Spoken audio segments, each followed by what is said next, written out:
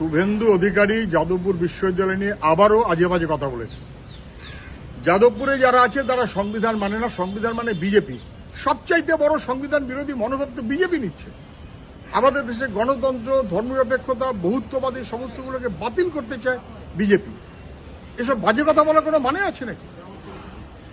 যে কোনো রকমের অসামাজিক কাজ কিংবা ইত্যাদি তার বিরুদ্ধে সবচাইতে বেশি লড়াই করে বামপন্থীরা, আজ না বরাবর। এটা জানে নেই ওর।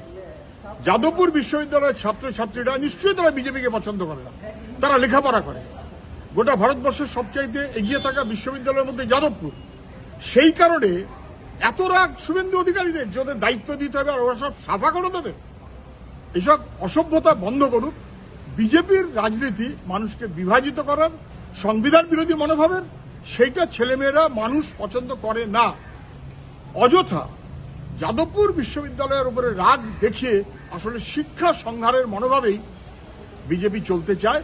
এসব অসভ্যতা শুভেন্দুর কেউ মানবে না।